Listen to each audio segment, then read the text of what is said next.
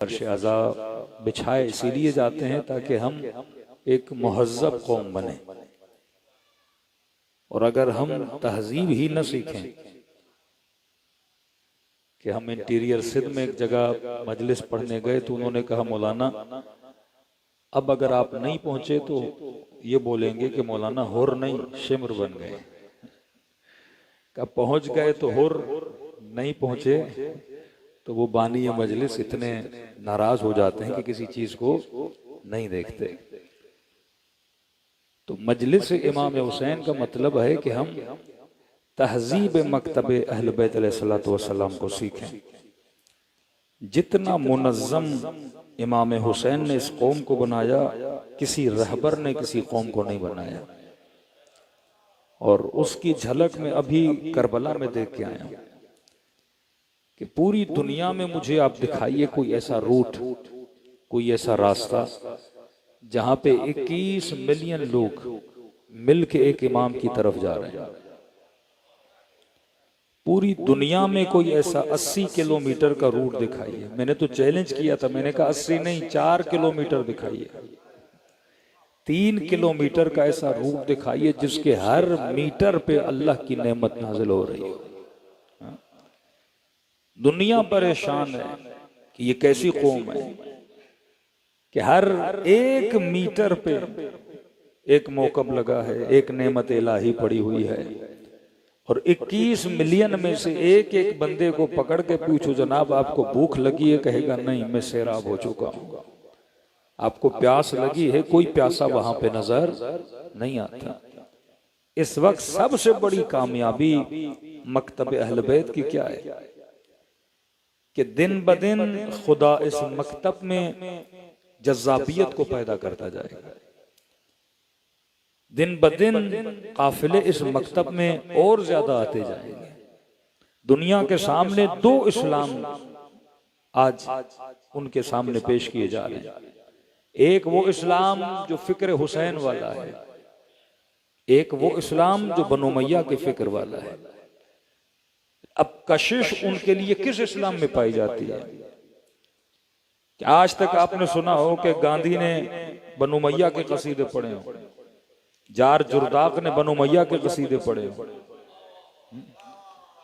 लेकिन आपको मिलता है कि गांधी भी अगर फजीलत पढ़ रहा है तो हुसैन इब्न अली की पढ़ रहा है।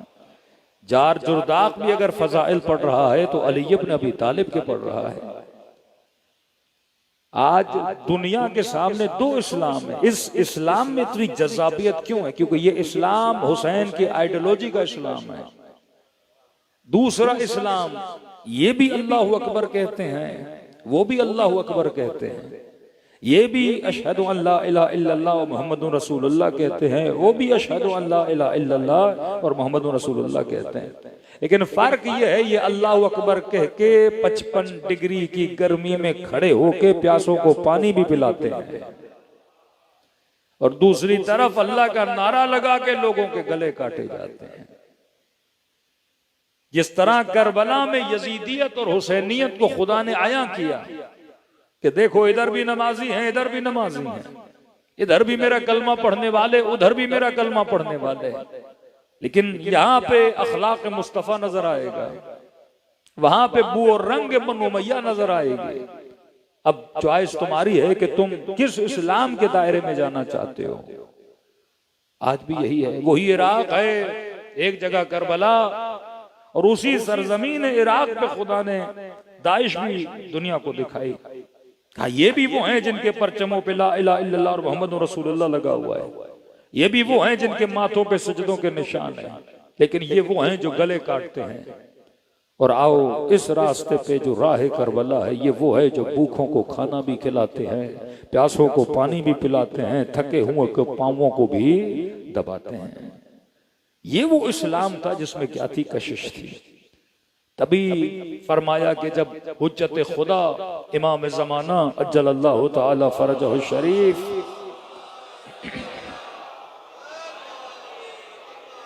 फरमाया, जब मौला ज़हूर फरमाएंगे तो ये नहीं कहेंगे कि मैं मोहम्मद का बेटा हूं। अपना तारुफ रसूल से नहीं कराएंगे, अपना तारुफ अली इब्न अबी तालिब से नहीं कराएंगे, अपना तारुफ हसन इब्न अली से नहीं कराएंगे। कहेंगे मैं उसका बेटा हूं जिसे करबला में प्यासा मारा गया, मैं उसका बेटा हूं जिसे बेकफन मारा गया। तो कहेंगे कि इमाम अपना तारुफ नबी से क्यों नहीं करा रहे, हुसैन इब्न अली से क्यों करा रहे हैं? का दो वजूहात हैं। एक, क्योंकि जिस जमाने में इमाम हुसैन से तारुफ कराएंगे, इससे यह साबित होता है कि पूरी दुनिया हुसैन को जान चुकी होगी। जब इमाम का ज़हूर होगा, दुनिया का कोना कोना हुसैन को जान चुका होगा। तभी कहेंगे मैं उसका बेटा हूं जिसे बेकफन मारा गया, मैं उसका बेटा हूं जो मजबूह, जो अतशान मारे गए, शहीद हो गए। दूसरा फरमाया कि तारुफ अगर नबी से कराते तो नबी वाले बहुत मिलेंगे। यहाँ पे बरेलवी भी कहेंगे हम नबी वाले, अहले हदीस भी कहेंगे नबी वाले, वहाबी भी कहेंगे नबी वाले। तो दुनिया ने हर नबी वाला देखा होगा, लेकिन एक वो है जो नबी वाला भी है, हुसैन वाला भी है। आज दुनिया देख रही है कि जनाब 40,000 मुसलमान मारे गए, इनके लिए आवाज कौन उठा रहा है? यमन पहुंचते हैं तो देखते हैं ये कौन है, ये हुसैन वाले हैं। लुबनान पहुंचते हैं, ये कौन है, ये हुसैन वाले हैं। इराक पहुंचते हैं, ये कौन है, का ये हुसैन वाले हैं। ईरान पहुंचते हैं, ये कौन है, कहते हैं हुसैन वाले हैं। वो ताज्जुब खा के कहते हैं कि एक अरब मुसलमान 40 नहीं बल्कि 50 से 60 मुसलमान ममालिक, लेकिन एक बंदा एक मिसाइल नहीं मार रहा, गोली नहीं मार रहा। लेकिन है कुछ मुसलमान जो कलमे ला इलाहा इल्लल्लाह कहते हैं, ये मार रहे हैं। जब उनके अकीदों को स्टडी किया जाता है तो पता चलता है वो और हैं, ये और हैं। वो सिर्फ मोहम्मद का नाम लेते हैं, ये मोहम्मद को भी मानते हैं, साथ में हुसैन की आइडियोलॉजी के मानने वाले हैं। यार आज दुनिया को फिक्र हुसैन अपनी तरफ खींच रही है। तभी फरमाया कि आखिरी जमाने में बचेगा वो जो हुसैन की कश्ती पे सवार होगा। ये वो कश्ती निजात है जो लोगों को बचाती है। किसी जवान ने कहा मौलाना ये कश्ती किस चीज से बनी हुई है? का नूह की कश्ती लकड़ी से बनी थी, हुसैन की कश्ती किस चीज से बनी है? मफहूम कलाम मासूम से बता रहा हूं। फरमाया ये जो कश्ती इमाम हुसैन है, इस कश्ती के बदन को हुसैन के शियों से तश्कील दिया जाएगा। ये एक एक बंदा जो मजलिस हुसैन में आ रहा है, मशी इमाम हुसैन में जा रहा है, मातम कर रहा है, ये एक एक बंदा समझो उस कश्ती हुसैन का क्या है, जुज़ है। क्योंकि वहां पे जो पानी पिला रहा है वो भी शिया, जो पांव दबा रहा है वो भी शिया, जो सलाम पढ़ रहा है वो भी शिया, जो मरसिया पढ़ रहा है वो भी शिया, जो मातम कर रहा है वो भी शिया, जो खिदमत कर रहा है वो भी शिया, जो ईसार का जज्बा दे रहा है वो भी शिया। ये नहीं कि इराकी करोड़पति हैं, नहीं जनाब, ये वो मुल्क है कि फक्र व फाका में इनकी जिंदगी गुजरती है, लेकिन पूरा साल पाई पाई जमा करते हैं ताकि हुसैन के अज़ादार को न्याज खिलाई जाए। ये ऐसा जज्बा कहाँ नजर आता है? कि ये हैं जो फिक्र हुसैन को फैलाते हैं, ये हैं जो दुनिया को फिक्र हुसैन और अखलाक अबी अब्दुल्लाह हुसैन बताते हैं कि इनके बच्चे बच्चे में जज्बा है। वो अमीर जो अपने घर से लेकर दुकान तक पैदल नहीं जाता, जब तक गाड़ी ना हो वो शॉपिंग के लिए नहीं जाता। लेकिन ये करबला क्या है, जब इस जमीन पे उतरता है लोग मिन्नतें करते हैं, गाड़ी पे बैठो, कहता है नहीं मैंने पैदल हुसैन की तरफ जाना है। पांवों में छाले पड़ जाते हैं लेकिन रुकता नहीं है। इतनी कशिश है वजूद अबा अब्दुल्लाह हुसैन में कि अल्लाह अपने हबीब को कह रहा है, हबीब अय हबीब जब इनकी निगाहें माल पे पड़ती है, तिजारत पे पड़ती है, पैसे पे पड़ती है, तरकू का ये तुझे छोड़ देते हैं, जबकि तू खड़ा रहता है, तू इन्हें बुला रहा होता है, लेकिन ये मालो मनाव के लिए तुझे छोड़ के चले जाते हैं। लेकिन एक कौम है वो 80 किलोमीटर के रूट पे चल रही है, नेमतें ही नेमतें हैं। 50 डिग्री की गर्मी है, मौकब में ऐसी लगा है, लेकिन ये थोड़ी देर आराम करने के बाद कहता नहीं मैंने रुकना नहीं है, मैंने हुसैन की तरफ जाना है। खाने लगे होते हैं, लेकिन ये नहीं कि खानों को देख के बैठ जाए और हुसैन को छोड़ दे, कहीं थोड़ा सा चखता है फिर आगे बढ़ना शुरू हो जाता है। जनाब बैठिए, हम आपके पांवों को दबाते हैं, थोड़ी देर बैठ जाता है, एक रात रुक जाइए, 2 दिन रुक जाइए, यहाँ तो खिदमत वाले बैठे हैं, कहता नहीं मुझे बहुत जल्दी है, मैंने हुसैन की तरफ जाना है। ये वो कौम है जो दुनिया की नेमतों को छोड़ के असली नेमत की तरफ रवां दवा हो रही है, जिसका नाम हुसैन इब्न अली है। जो अपने सुकून, जो अपने बदन की बगैर परवाह किए हुए न प्यास को देखती है न भूख को देखती है, किसकी तरफ रवां दवा है? इमाम हुसैन की तरफ दवा दवा है। कि मैंने कहा गोया इमाम हुसैन इन अय्याम में अपने चाहने वालों को शबीह असहाबे करबला बना देते हैं।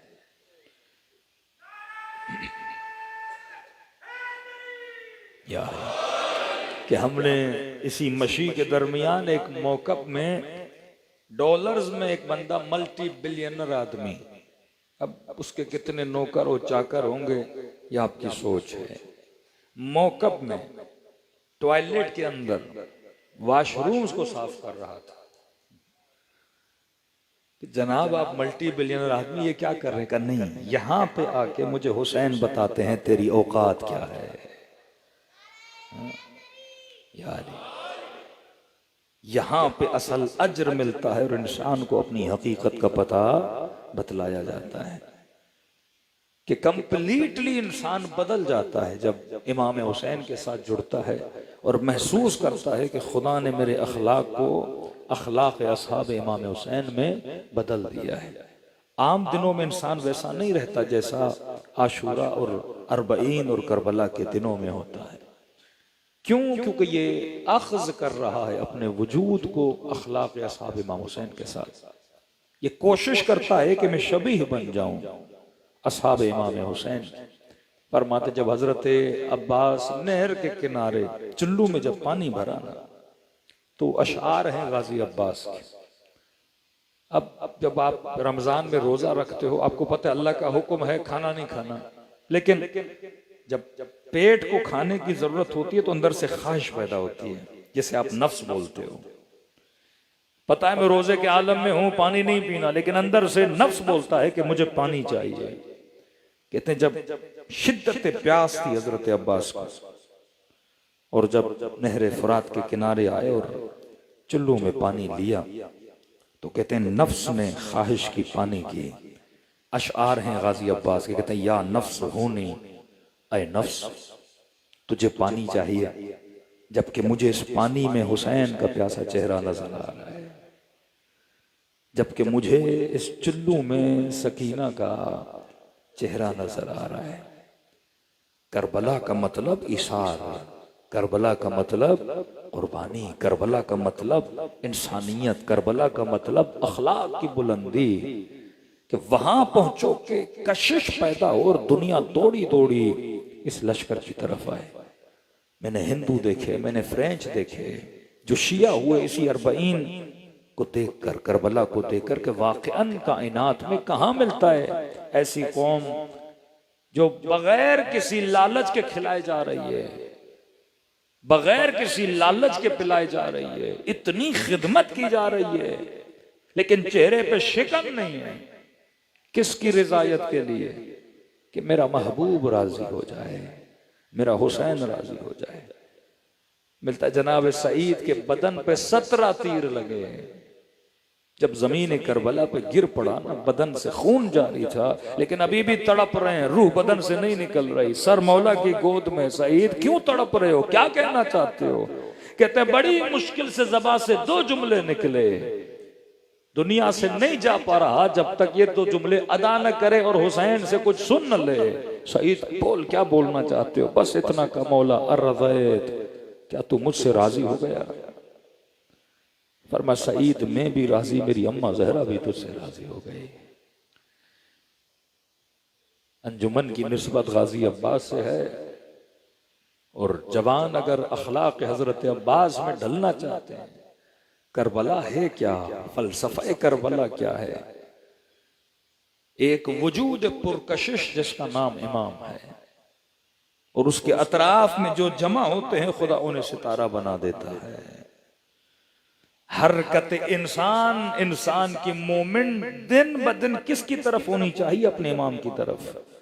कि जितना उस नूर की तरफ बढ़ता जाएगा उतना सिफत इमाम में ढलता जाएगा। करबला का मतलब है कि शबी है अब्बास बनो। करबला का मतलब है कि शबी है अखलाक हुसैन बनो।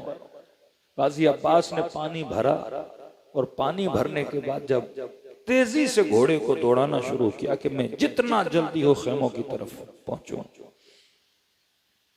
कहते हैं तीरों का सैलाब था गोया हजरत अब्बास की तरफ।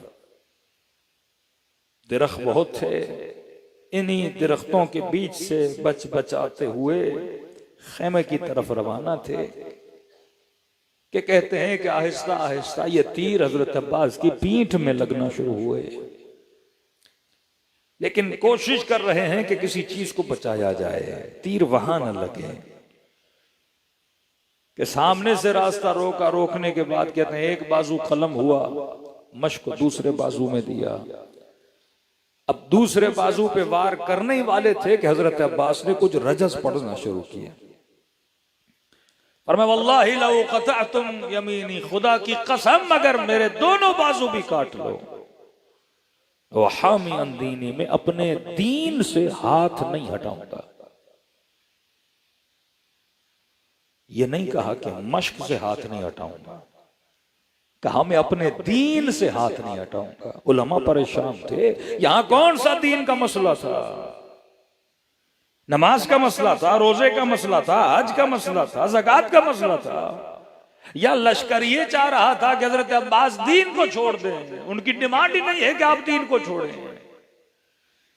वो तो पहले से डिक्लेयर कर चुके हैं कि ये लश्कर अलियाज़ुबिल्लाह बागियों का लश्कर है। या ये कोशिश थी कि इमाम हुसैन दीन को छोड़ दें या गाजी अब्बास दीन को छोड़ दें। नहीं मेरे अजीज का, फिर हजरत अब्बास ये क्यों कह रहे हैं कि खुदा की कसम अगर दोनों बाजू भी मेरे काट दो मैं दीन को नहीं छोड़ूंगा। का देखा जाएगा ये क्या था जिसे अब्बास छोड़ नहीं रहे। का वो था पानी का मश्क। और जब तीर मश्क को लगाना तो उस वक्त दुआ की कि परवरदिगारा अब नहीं चाहता कि मेरा लाशा खेमे के अंदर जाए। सोच में पड़ गए कि पानी का मश्क दीन कैसे बना।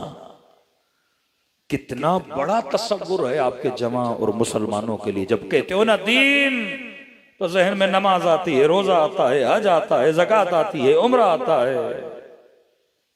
कहते ये दीन है। लेकिन अब्बास कह रहे हैं ये पानी का मश्क मेरे लिए दीन है। का मश्क भी कभी दीन बना कि अब्बास कहें कि ये मेरा दीन है। बाजू काट दो मैं अपने दीन को नहीं छोड़ूंगा। कहते नहीं, मश्क दीन नहीं था। हुसैन ने कहा था पानी लाओ, तो फरमाया हुक्म हुसैन दीन है। हुक्म इमाम दीन है। अगर इमाम जमाना मसलन या तशरीफ फरमा हो, किसी मोमिन को कहें जा पानी का गिलास लेकर आ, अब ये जाना और आना ये क्या है? मेरे लिए दीन है। नमाज रसूल ने कहा तो दीन बनी, रोजा रसूल ने कहा तो दीन बना। जो वो कहें वो दीन। इतनी हसासियत हजरत अब्बास की, बाजू कटा दिए का नहीं, क्योंकि मेरे हुसैन ने कहा है पानी लाओ, तो ये मेरे लिए दीन है, हैसियत दीन है। कहते हैं 2 मुहर्रम को जब शेमर ने या इब्ने साद ने ऑर्डर दिया कि खेमे हटा दिए जाए, कहते गाजी अब्बास खड़े थे, लश्कर के सिपाही सालार हैं, किसके खेमे हटा दिए जाएं? हुसैन के खेमे, सैदानियों के खेमे, सैयदा ज़ैनब का खेमा, बच्चों के खेमे, अहले अयाल अहले हरम के खेमे। कहते जलाल आ गया हजरत अब्बास। और जब जलाल में आए तो कहते फौरन तलवार निकाली। निकालने के बाद अपनी तलवार से एक खत खींची हजरत अब्बास और वहां खड़े हो गए और कहा कि अगर किसी में जुर्रत है मेरे होते हुए इस खत को पार करके दिखाए। कहते इतना जलाल था कि हमने नहीं देखा कभी किसी को इतना जलाल आया हो। कि तुम्हारी जुर्रत कि सैदानियों के खेमों को हाथ लगाओगे। सैयदा फिजा कहती हैं कि बीबी ज़ैनब के खेमे में इमाम हुसैन आए, चेहरे पे परेशानी के आसार। फरमाया हुसैन बहन तुझ पे कुर्बान जाए, परेशान नजर आ रहे हो। क्या बहन आपने सुना नहीं कि अब्बास ने खत खींची है? क्या जी सुना है। अब्बास के होते हुए किसकी जरूरत कि हमारे खेमे हटाए? फरमाया जी मैंने भी सुना है, लेकिन बहन मैं ये चाहता हूं खेमे हटा दिए जाएं। फरमाया हुसैन तो कह देना अब्बास को, इसमें परेशानी की क्या बात है, आप कहेंगे और अब्बास खेमे हटा देंगे, कोई मसला नहीं। कहा ज़ैनब आपने सुना नहीं, गाजी ने खत खींची है, ललकारा है दुश्मन को, है किसी में जुर्रत तो आगे बढ़ के दिखाए। तो कहा अब्बास ने आज तक आपको ना नहीं कहा। का मसला ना का नहीं है, अब्बास के गुरूर का है। का बहन ज़ैनब हसन के जनाजे पे जब तीर चले थे, मेरे शेर को बड़ा जलाल था, तलवार निकाली, मैंने बाजू रोक दिया। मैंने कहा अब्बास अब जंग नहीं। का मुला कब होगी जंग? का अब्बास करबला में जंग होगी। का चुप हो गया। का जब मुझसे बेअत मांगी गई और मुझसे बेहतरामी की, फौरन दरबार में और का मौला अभी बोलो, इसका सर कलम करके कदमों में रखो। मैंने कहा बास अभी नहीं, करबला। का बहन ज़ैनब याद है हुर ने रास्ता रोका था, लजा में फरस में हाथ डाला था, अब्बास को बड़ा जलाल आया था, उस वक्त भी तलवार निकाली, मैंने फिर रोक दिया, अब्बास अभी नहीं करबला। का ज़ैनब अब क्या कहूं अब्बास को, अब तो करबला भी आ गई। ऐसे नहीं है शरीकतुल हुसैन। जहां इमामत सोच रही थी वहां सैयदा ज़ैनब ने इमामत की मदद की है। फरमाया हुसैन आप चले जाइए, मैं अब्बास से बात करती हूँ।